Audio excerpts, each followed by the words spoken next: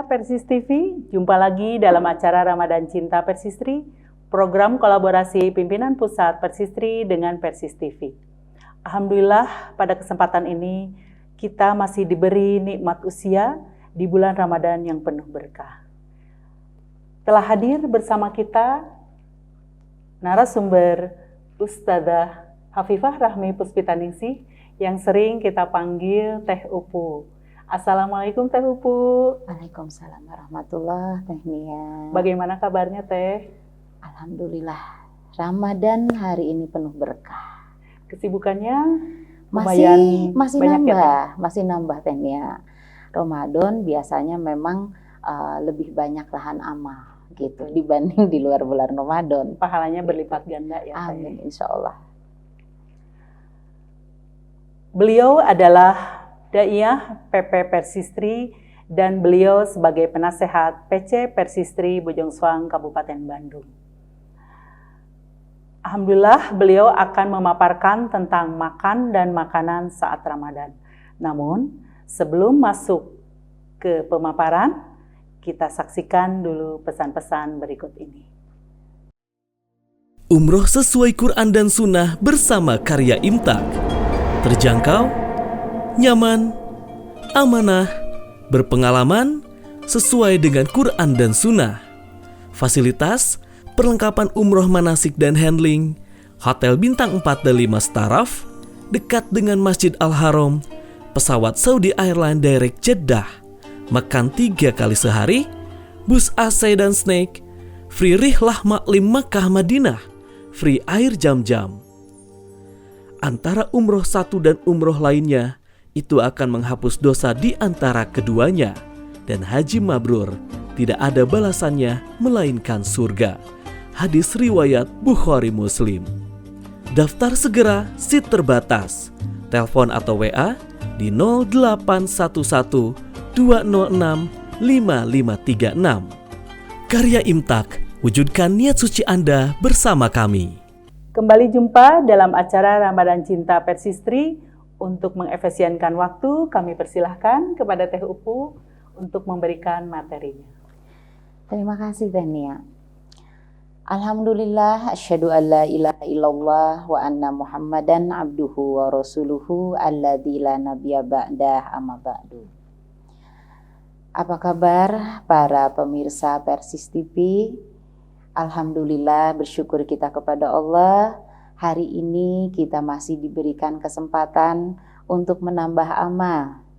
Sore-sore seperti ini tentu ibu-ibu sudah menyiapkan segala sesuatunya, dan sambil menunggu saatnya berbuka, kita bersama-sama menyimak beberapa ayat Allah dan hadis Rasul yang ada kaitannya dengan makan serta makanan di bulan Ramadan.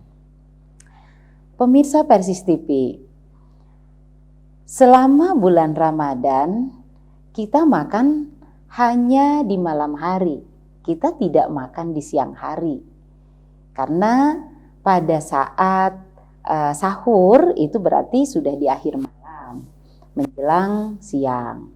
Dan pada saat kita buka pun itu sudah masuk di awal malam. Sehingga memang kita betul-betul tidak makan di waktu siang dan makan hanya di waktu malam saja. Dalam kesempatan ini saya bersama ibu-ibu semua, mari kita berbicara mengenai urusan yang berkaitan dengan makanan, tentu saja yang akan dihidangkan pada saat sahur dan pada saat berbuka. Pemirsa, Allah Subhanahu wa Ta'ala dan Rasul-Nya telah memberikan banyak panduan berkaitan dengan hal tersebut. Yang pertama, saat akhir malam, akhir malam kita yang saum melaksanakan sahur. Sahur ini di awal-awal Ramadan tentu akan sangat berat, terutama bagi mereka yang tidak terbiasa untuk saum, karena memang selera makannya belum ada. Sehingga seringkali anak-anak terutama mereka itu lebih memilih tidur daripada sahur. Tentu saja ada satu peluang amal yang terlewat. Karena Rasulullah bersabda di dalam hadis riwayat muttafaq alaih, tasyaharu fa inna fisyahuri barokah. Bersahurlah kalian karena dalam sahur itu ada berkah. Nah, berkah yang kita tahu adalah tetapnya atau langgengnya kebaikan Allah. Tentu tanpa sahur, peluang langgengnya kebaikan Allah menjadi berkurang. Itu sebabnya maka perlu ada strategi khusus bagaimana ketika orang-orang bisa nikmat menyantap makan sahurnya. Pemirsa Persis TV, untuk segera merasakan nikmat pada saat makan sahur, ini bukan persoalan mudah. Maka mengapa Rasulullah Shallallahu Alaihi Wasallam itu senantiasa lakukan tryout untuk saum Ramadan itu? Ialah di bulan yang kemarin, di bulan sebelum Ramadan, bulan Sa'ban. Di bulan Sa'ban itu Rasulullah senantiasa melaksanakan banyak saum sunat.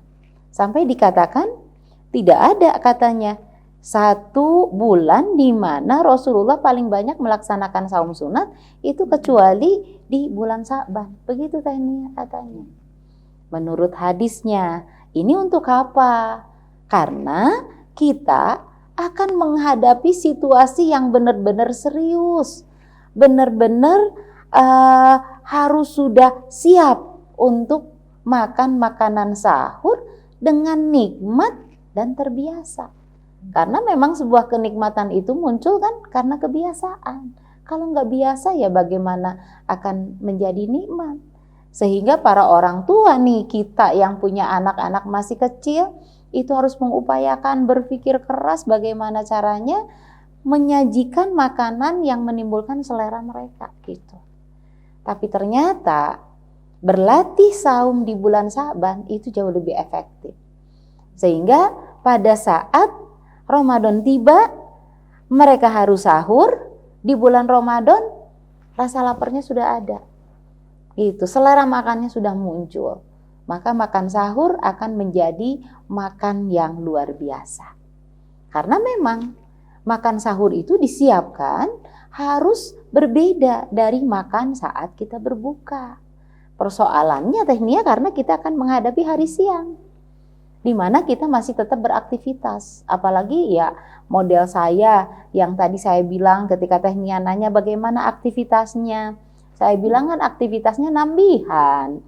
Ya karena memang begitu itu semangat orang-orang untuk melaksanakan banyak kebaikan, untuk taklim di bulan Ramadan itu betul-betul meningkat. Tentu saja orang yang kerjaannya jadi guru kayak saya gitu. Jadi kesempatan untuk belajar, mengajar bersama mereka bersama para jamaah itu jadi semakin panjang. Kalau dulu kita ngaji, kita taklim paling pagi itu sekitar jam 6. Jam 6 itu mereka habis sholat subuh, kita kemudian jam 6 tapinya kita ngajinya. Tapi kalau di bulan Ramadan itu asli benar-benar setelah sholat subuh. Karena memang kita udah pada ngumpul di masjid. Nah, jadi batas waktu awalnya mundur setelah waktu sholat subuh. Nanti kita juga masih ngajar sampai saatnya setelah sholat isya. Menjelang tarawih itu kita ada taklim sebentar gitu. Nah, itu kan nggak biasa kalau di hari-hari di luar bulan Ramadan. Kalau di luar bulan Ramadan paling-paling ya sampai maghrib lah. Ini masih ada terus sampai isya gitu. Jadi makin panjang. Maka pada akhirnya makan sahur atau santap sahur ini menjadi amat sangat strategis untuk kita coba bagaimana kita harus menyediakan makanan apa saja yang menurut bahasa orang sekarang gitu ya.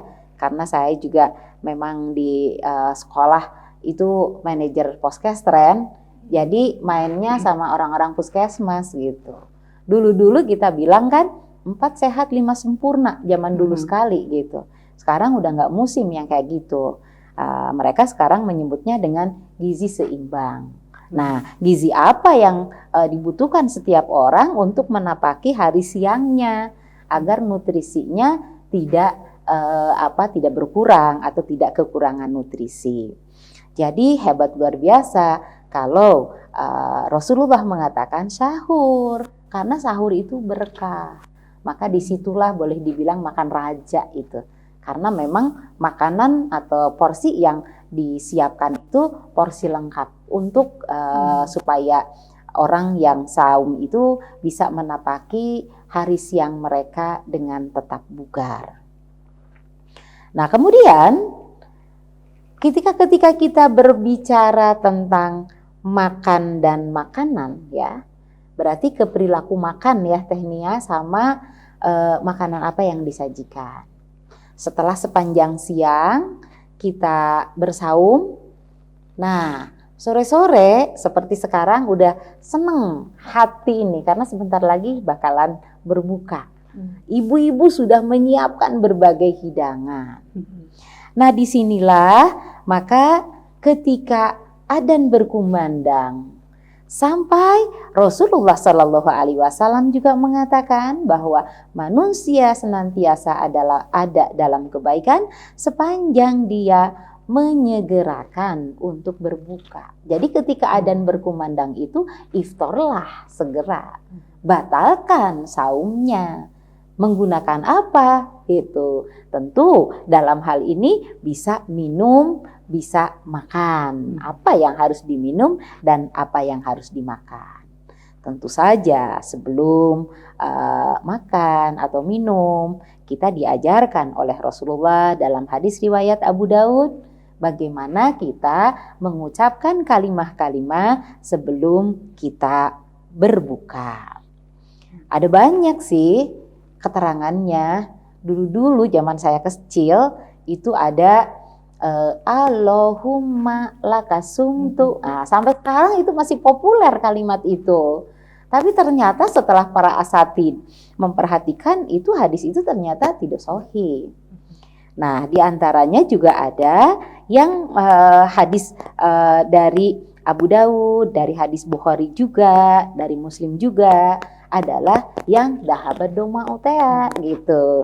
Di situ dahabat doma'u wabtalatil uruku wasabatal ajru insyaallah.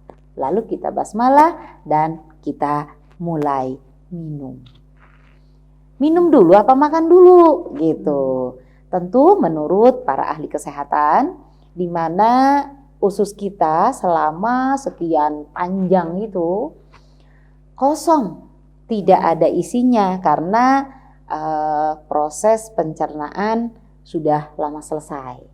Nah, sehingga distimulasi dengan air gitu.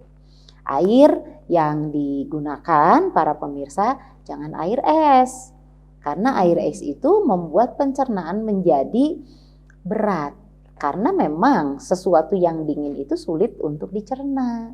Jadi upayakanlah minum minuman yang suhu udara pada saat itu atau bisa lebih hangat dari itu. Ini akan lebih mudah membuka usus-usus kita yang pada beberapa saat sebelumnya kan kosong, tidak ada apa-apanya. Seolah-olah lah kalau kita bayangkan seperti kita membangunkan anak-anak gitu. Jadi tidak terhentak tiba-tiba, lembut gitu. Nah, seberapa banyak kita harus minum? Tentu minumnya juga harus hati-hati. Sampai Rasulullah mengajarkan bagaimana cara minum yang benar. Rasulullah mengajarkan minumlah sambil duduk, gunakanlah tangan kanan. Setelah membaca basmalah, maka minumlah seteguk-seteguk. Kemudian dilarang juga kita bernafas di dalam bejana. Taruhlah kita minum, ada airnya di gelas, lalu saking terburu-burunya, wah sampai bernapas di situ. Tentu kalau kita perhatikan, Yang masuk ke mulut kita itu bisa masuk ke tenggorokan, bisa masuk ke kerongkongan. Bagaimana kalau airnya malah salah, jadi masuk ke paru-paru, tidak masuk ke dalam lambung. Karena orang yang minum itu tidak hanya minum, tapi dia juga nafas. Nah itu sebabnya berhati-hati. Sampai di awal ada doa, Allahumma barik lana fima razaqtana wa qina azabannar. Tentu saja umat Islam diajarkan oleh Rasul saat dia berbicara tidak ngomong doang, tapi itu juga diikuti dengan perasaan, diikuti juga dengan pemikiran. Allahumma barik lana, ya Allah berikanlah berkah. Tuh sama dengan sahur, dapat berkah lagi di waktu buka gitu kan. Allahumma barik lana fima razaqtana, dari apa yang telah Engkau rizkikan kepada kami, wa qina azabannar, dan semoga Engkau jaga kami semua dari siksa api neraka. Karena ternyata dari perilaku makan yang salah itu akan menimbulkan peluang neraka. Salah satu di antaranya, banyak kita melihat teman-teman yang lupa minum pakai botol tuh ya tehnya. Karena kita banyak kan yang nggak kidal kan, pasti bukannya buka tutup botol itu pakai tangan kanan ya, buka gitu. Terus mereka lupa tutup, tutup botolnya masih di tangan kanan, dia minum pakai tangan kiri. Bener-bener saya diingatkan waktu haji tahun 10 itu, haji saya yang pertama, itu ada orang Arab yang teriak-teriak gitu. Karena waktu itu ada teman yang pingsan, terus saya berdiri karena saya harus larak-lirik cari teman, mau minta pertolongan gitu. Nah kemudian si teman yang lagi pingsan itu ada jamaah lain yang ngurus. Saya masih lihat kanan kiri untuk melihat, untuk cari pertolongan. Tiba-tiba si Arab teriak-teriak, Haj, Aiman, Haj, Aiman. Lah saya jadi heran, dia ngomong sama siapa ya gitu, Aiman. Lah kita ngerti kan, Aiman itu dari Yamin, kanan gitu ya, dia bilang seperti itu. Lalu saya lihat, oh ternyata teman saya minum pakai tangan kiri.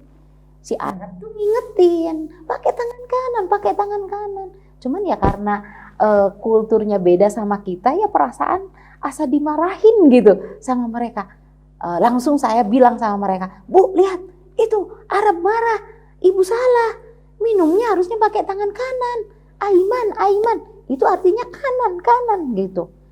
Nah Tania, alhamdulillah ya pemirsa, sampai hari ini saya sering kali kalau minum diingetin dengan peristiwa seperti itu gitu. Jadi kalau udah buka, tutupnya ada di tangan kanan, nah tetap kita simpen tutupnya, tangan kanan megang botolnya. Jadi alhamdulillah peluang api neraka terhindarkan. Itu salah satu janji Allah, janji Rasul, bahwa ketika orang meminta tolong kepada Allah, kepada Rasul, ya ditolonglah dengan diingatkan. Maka alhamdulillah itu bisa terhindar. Itu dari baru minum saja. Nah, seberapa banyak? Nah, ketika orang dalam kondisi perut yang sudah lama tidak masuk makanan, itu kalau makanan atau minuman dimasukkan serentak, maka jelas betapa terkejutnya itu sang usus kemasukan makanan atau minuman yang segitu banyak. Maka lakukannya sedikit-sedikit. Terkadang karena nafsu kita udah lapar banget nih ya gitu. Jadi orang bilang kayak balas dendam gitulah. Kayak balas dendam nih. Akhirnya wah segala sudah dikumpulkan, begitu adzan tiba makan semuanya. Maka kalau orang perilakunya seperti itu, tentu nanti ususnya akan terasa sakit.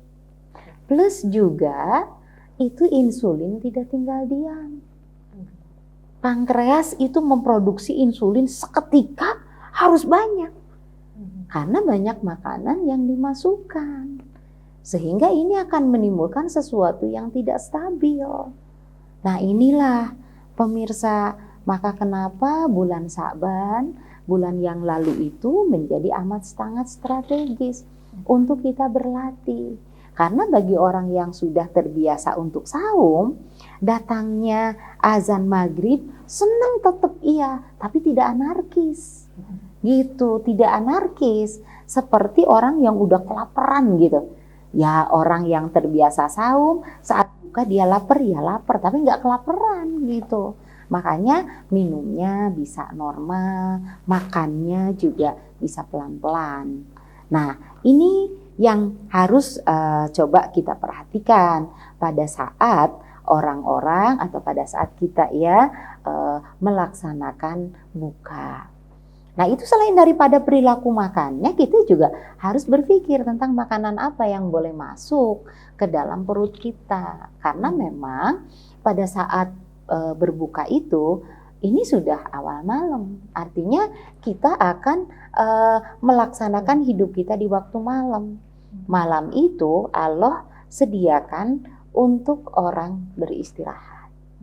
Jadi kita harus pacu juga perut kita, alat-alat pencernaan kita untuk aktif mencerna makanan. Nah, itu sebabnya menggunakan strategi ada tajil. Gitu, iya, ada tajil. Apa yang kita gunakan untuk takjil itu? Yang pertama seperti tadi yang saya bilang adalah minum yang pertama kali. Seberapa minum yang harus kita masukkan? Kurang lebih 1 gelas gitu. 1 gelas berapa cc sih tehnya? 1 gelas ada 250 ya? Ada. 250 cc. Kita minum dulu itu. Itu dengan beberapa kali tegukan. Tidak 1 kali minum lek semuanya sampai habis. Nggak kayak gitu, itu pasti ususnya sakit kalau demikian. Nah, maka kita minum 1 teguk tanpa kita bernapas di dalamnya. Itu nafsunya bisa ditekan ketika kita memang sudah terbiasa gitu. Nah, kemudian pada saat berbuka itu kita coba utamakan. Yang pertama adalah makan buah. Kita mengkondisikan usus kita yang baru bangun gitu. Lalu kita berikan makanan yang mudah dicerna. Makanya para ahli nutrisi mengajarkan, makanlah katanya buah-buahan yang manis, yang mengandung banyak air gitu. Seperti apa gitu?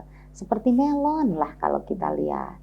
Ada melon, jeruk manis gitu. Atau juga semangka yang manis. Kita bisa bisa gunakan untuk makanan pembuka sebelum kita masuk ke yang agak berat. Misalnya saja buah-buahan seperti tadi atau pisang. Karena pisang itu jauh lebih dikenal banyak orang ya. Daripada pisang tentu saja kita dapat seratnya gitu, dapat juga mineral, dapat kalium, dapat tembaga, ada mangannya juga di situ. Makanya kenapa 2 butir pisang itu sebetulnya cukup untuk orang makan. Cuman ya begitulah, kalau belum nasi orang kita kan belum bilang makan gitu ya. Nah, tapi bagaimana caranya nih supaya pada saat awal kita makan gitu, jadi kebutuhan nutrisinya sudah mulai sedikit tercukupi, begitu pemirsa. Nah, itu biasanya setelah itu kita kenyang. Kenyang, cuma nafsu kita aja yang masih ingin makan karena belum makan nasi.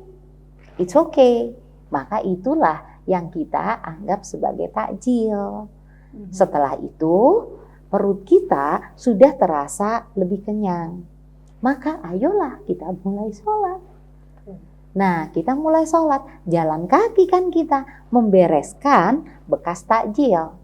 Itu berarti mengajak usus, mengajak organ pencernaan yang mereka itu tidak punya tidak punya daya dorong sendiri untuk aktif. Jadi seringkali diaktifasi karena melihat otot-otot yang lain aktif. Jadi ketika orang itu jalan, dia bereskan bekas takjilnya, lalu bawa ke ke dapur, ke tempat cucian. Syukur kalau langsung dicuci. Nah, setelah itu berangkatlah dia untuk sholat.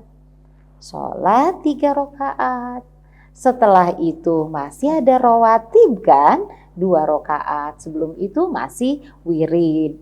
Lumayan. Aktivitas kita mengaktifasi alat-alat pencernaan sehingga bisa mencerna dengan baik. Beres kita sholat rawatib. Nah, ibu-ibu di rumah itu sudah mulai siapkan hidangan di meja makan dengan komplit untuk makanan utama. Nah, makanya para ibu yang sudah kenal ya masalah ini, kalau menyajikan tajil itu belum menyajikan makanan utama. Supaya tidak menarik minat para peserta makan lah gitu, anggota keluarga untuk segera makan. Jadi yang ada cuma takjil doang gitu. Ya sudah, selesai makan takjil gitu, semua pada berangkat ke musola. Ayo kita sholat. Sementara keluarga yang lain sholat, sang ibu menyiapkan makanan utama gitu, menyiapkan makanan utama. Meski terkadang sholat jamaahnya jadi masbuk, no problem. Masbuk kalau tidak ada orang lain. Nah, siapa yang akan menyediakan? Ya tentu kita, para ibu ya, kita siapkan semuanya di situ. Nah, setelah beres itu semua, lalu orang-orang termasuk kita sholat gitu, maka perut itu sudah relatif siap untuk dimasuki makanan utama. Yang tentu saja ini nasi yang terutama yang akan dikonsumsi oleh orang-orang yang ada di sana ya, anggota keluarga kita. Nah, pada saat makan itu tentu di sini ada perilaku makan. Perilaku makan yang diajarkan oleh Rasul. Kalau tadi sudah minum, sudah takjil, tapi kemudian karena diaktifasi ya alat organ-organ pencernaannya, itu pencernaan sudah mulai aktif. Nah, pada saat menghadapi hidangan utama, tetap awalnya adalah air putih lagi gitu. Mulai air putih lagi. Upayakan seperti tadi. Mengapa demikian? Karena Rasul mengamanatkan perut itu, lambung itu dibagi 3. Sepertiga untuk air, kemudian sepertiganya juga untuk untuk makanan, dan nanti sepertiganya untuk udara kan gitu, supaya pencernaan itu menjadi benar-benar bagus. Karena ya pencernaan kita seperti ibu-ibu kalau diumpamakan itu kayak blender ya. Kalau blender kepenuhan kan nggak bisa muter ya gitu, malah jadi panas. Nah, kita juga sama kayak begitu. Nah, itu kita coba upayakan. Nah, kalau sudah begitu keadaannya, insya Allah nanti makanannya kita tidak akan terlalu banyak karena sudah cukup kenyang dengan ditambah air gitu. Apalagi kalau orang sudah sendawa gitu, itu artinya memang udaranya sudah terdorong gitu. Lagi-lagi nafsu ini diatur dengan pembiasaan yang dilakukan bulan kemarin di bulan Sa'ban itu. Nah, selesai itu berarti nanti akan beres-beres lagi. Pergi ke masjid, jalan kaki. Kemudian ada sholat tahiyatul masjid. Nanti ada sholat isya, rawatib isya. Setelah itu ada sholat tarawih. Ya jelas lah, perut itu sudah benar-benar terkondisikan. Kalau pulang lapar lagi, it's okay, hanya makan buah saja. Karena ketika makan nasi lagi, wah kita butuh 3 jam sebelum kita tidur. Maka nanti jam tidur kita akan mundur. Ini akan semakin mengacaukan jam biologis tubuh kita. Nah, itu kalau lapar, pulang taraweh, silahkan makan, boleh, tapi makan buah. Atau kadang-kadang kita sensasinya lapar, padahal itu sebetulnya haus. Minum air saja itu sudah jadi kenyang pada akhirnya. Nah, setelah itu kita siap-siap tidur dan nanti ketemu dengan sahur lagi. Ya seperti itu pada akhirnya ritme kehidupan kita di hari-hari pada bulan Ramadan atau pada saat saum itu. Nah, seperti itu pemirsa. Sederhana kan gitu. Begitu Teh Nia. Terima kasih Teh Upu yang begitu mundel. Mudah-mudahan segala yang kita simak bisa bermanfaat, proses dari makan dan makanan di saat bulan Ramadan. Pemirsa Persis TV, sebelum masuk ke segmen pertanyaan, kita saksikan pesan-pesan berikut ini. Umroh sesuai Quran dan Sunnah bersama karya Imtak. Terjangkau, nyaman, amanah, berpengalaman, sesuai dengan Quran dan Sunnah. Fasilitas, perlengkapan umroh manasik dan handling, hotel bintang 4 dan 5 staraf, dekat dengan Masjid Al-Haram, pesawat Saudi Airlines Direct Jeddah, makan 3 kali sehari, bus AC dan snack, free rihlah maklim Makkah Madinah, free air jam-jam. Antara umroh satu dan umroh lainnya, itu akan menghapus dosa di antara keduanya. Dan haji mabrur tidak ada balasannya melainkan surga. Hadis riwayat Bukhari Muslim. Daftar segera, seat terbatas. Telepon atau WA di 0811 206 5536. Karya Imtak, wujudkan niat suci Anda bersama kami. Kembali jumpa dalam acara Ramadan Cinta Persisri, program kolaborasi. Teh, ini kebetulan ada yang masuk ke HP saya. Sekitar 2 pertanyaan. Ya, ada pertanyaan. Di antaranya, perlukah kita membedakan menu buka dan sahur? Menunya boleh tidak berbeda, Teh? Oh, tentu saja bukan hanya sekedar boleh. Itu harus beda Teh Nia. Karena memang masa yang akan kita hadapi itu memang berbeda. Yang pertama ya, karena di saat sahur kita menghadapi siang.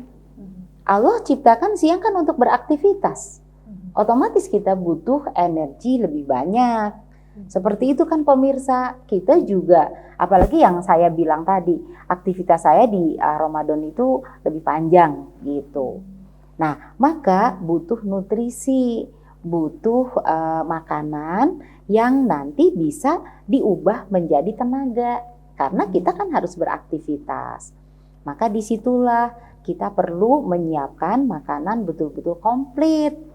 Jadi orang bilang di waktu sahur itu makan raja gitu. Jadi segala di situ. Bahkan waktu saya konsul dengan dokter ahli gizi gitu, saya sangat tidak boleh untuk makan kolak di waktu buka. Di waktu buka nggak boleh katanya. Soalnya saya sedang bermasalah waktu itu tubuhnya. Nah kemudian kalau ibu mau makan kolak, it's okay mangga, tapi makanlah itu di waktu sahur katanya. Nah awal-awal memang nggak enak gitu karena asa nggak umum gitu ya makan kolak di waktu sahur. Tapi ternyata setelah dipelajari, kita ngerti ilmunya, it's okay. Disitulah makan paling lengkap. Bagaimana isi piring kita berisi buah, sayur, lauk, nasi. Plus ditambah kolak, it's okay. Mangga, nggak kenapa-napa gitu. Kenapa? Karena nanti akan dikeluarkan lewat naga. Itu pasti akan banyak karbo kan di situ. Tapi karbo itu justru adalah zat tenaga gitu yang nanti kita manfaatkan di saat siang hari itu cukup tenaganya karena memang nutrisi yang dimakan itu cukup. Nah itu di waktu kita sahur. Jadi selain daripada kita membagi ya piring kita itu menjadi 4. Busalana, buah, sayur, lauk, nasi. Saat kita bicara buah sayur. Buah sayur Allah tuh sudah memberikan 7 macam, 7 warna. Karena di setiap warna itu ada kandungan yang dibutuhkan oleh manusia. Jadi kalau kita makan itu tidak beragam, itu seringkali terjadi ketidakstabilan dalam tubuh kita. Karena memang di 7 macam atau 7 warna yang Allah berikan pada sayur dan buah itu, ada zat-zat yang tidak kita temukan di warna lain. Nah, Tehnya pernah tahu nggak yang 7 macam ini apa? Belum. Itu ngafalinnya mudah ya, pakai titian ingatan. Kuputam hibi meja. Kuputam hibi meja. Kuning, putih, hitam, hijau, biru, merah, jambon. Jambon itu pink kalau bahasa Inggrisnya. Jambon itu asli bahasa Indonesia. Kita biasanya menyebutnya pink kan ya. Merah muda. Iya, pink itu adalah bahasa Inggris, tapi bahasa Indonesianya katanya itu adalah jambon. Nah, ketika kita makan buah ya, buahnya apa? Misalnya kita makan buahnya jeruk. Berarti warna apa tuh Tehnya? Oranye atau kuning ya, masuknya kuning. Oke, itu kuningnya udah ada dari jeruknya. Nanti kita makan makan buahnya jangan satu macam dong. Jeruk doang gitu. Kita cari yang lain gitu. Mungkin ada buah pir. Saya suka pir jambu gitu ya. Gitu atau jambu kristal gitu kan, seger enak. Nah, itu berarti masuknya apa? Karena di luarnya hijau, di dalamnya putih. Itu 2 warna ada di sana. Zat hijaunya ada pada kulitnya. Kemudian pada dagingnya ada warna putih. Udah 3 warna. Nah, kemudian nanti di sayurnya warna apa lagi? Hijau udah, kuning udah gitu. Kemudian putih sudah. Kita ambil cari yang merah. Apa gitu? Kita bikin oseng gitu ya, bikin tumisan. Di dalamnya ada cabai hijau, ada cabai merah gitu. Apalagi kalau ditambah pakai yang bermacam ragam seperti ada kol yang warna ungu, masukkan situ, atau boleh juga terong warna ungu. Nah, kita masukkan, lalu kita hitung berapa warna yang sudah ada. Nah, ini dia para ibu menghitung terus jadinya gitu. Oh, buahnya udah 3 warna, sayurnya sekarang 3 warna, udah 6 warna, tinggal 1 lagi nih yang belum. Kan tinggal mikirnya kayak begitu. Nah, kalau sudah seperti ini, maka kebutuhan nutrisi setiap orang itu akan terpenuhi gitu. Nah, itu pada saat kita lakukan di waktu di waktu sahur gitu. Sudah komplit gitu. Nah, kalau di waktu buka bagaimana? Kalau di waktu buka kita mau tidur. Kita mau tidur. Makanya ya kita harus berupaya kalau di waktu buka itu carilah yang sekiranya memang mudah dicerna. Seperti apa makanannya yang hangat itu mudah dicerna. Lalu apalagi yang kuputam hibi meja tetap berlaku di sana ya. Kuputam hibi mejanya tetap ada. 1 piring dibagi 4, busalana, buah, sayur, lauk, nasi. Nah, tentu kita juga harus berpikir kalau misalnya kita makan protein hewani, kita tinggal buka mulut lihat cermin berapa gigi taring kita. Jadi artinya kebutuhan kita terhadap protein hewani itu antara 30 berbanding 34 kan gigi kita semuanya. Ya, jadi kalau diambil 4 untuk gigi taring itu 30 berarti dibanding 4. Nah, seberapa? Artinya makan daging tak harus tiap hari. Usia gitu. 40 tahun katanya. Apalagi masalahnya karena memang organ cernanya sudah kelewat capek gitu. Jadi kalaupun makan daging itu kaldunya. Ibu-ibu itu yang sudah menjelang lansia itu kaldunya, karena memang proteinnya ada di situ, tapi tidak harus makan dagingnya. Itu giliran anak muda saja gitu. Nah, jadi bedanya antara sahur sama apa namanya, Berbuka. sama ya berbuka itu kayak begitu. Kadang kita terbalik ya. Ya Berbuka itu banyak. dia, itu saking karena nafsunya Tania. Betul. Nah ini kalau yang dimasuk di ke saya ada yang kayak gini nih Tania pertanyaannya. Coba. Nah ini, punten. Nih nomor 1. Apa kita bahas itu aja? Boleh. Ada pertanyaan, nafsu makan saat buka begitu besar, sedangkan saat sahur sangat kecil. Bagaimana cara mengkondisikannya? Betul. Pemirsa, ini banyak orang ya, apa namanya, mengalami situasi seperti ini. Bahkan terus terang saya juga mengalami situasi seperti ini saat belum melakukan latihan di bulan Sya'ban. Jadi sebetulnya kalau situasinya seperti ini harus ditolong banyak orang. Ditolong banyak orang itu ya ketika tidak terkondisikan, apa daya, Ramadan sudah keburu tiba, orang belum terkondisikan gitu kan. Lalu harusnya bagaimana? Maka dia menyimpan makanan yang ada di hadapannya itu hanya secukupnya saja. Jadi ini para ibu, balik lagi ke kita nih yang seksi konsumsi sepanjang masa gitu. Jadi bagaimana kita mengkondisikannya pada saat berbuka itu lebih banyak sayur buah gitu. Kenapa demikian? Ya, apalagi semacam sup gitu, itu berkuah. Apalagi kalau memangnya diajak anak-anak sudah nggak pakai nasi. Karena di dalam sop itu ibu menyediakan juga ada kentang gitu. Ada kentang di dalamnya, itu bisa jadi pengganti. Atau misalnya bikin sup bayam misalnya. Lalu di dalamnya juga ada ya boleh, ada cekernya, kemudian ada juga apa namanya, ada jagung gitu kan. Seneng makan kayak gitu. Nah, ada berkuah juga gitu. Nah, ini juga memang harus dimotivasi setiap anggota keluarga kita. Itu sebabnya maka nggak apa-apalah kita situasinya seperti ini karena memang di minggu pertama kalau yang tidak terlatih begitu adanya.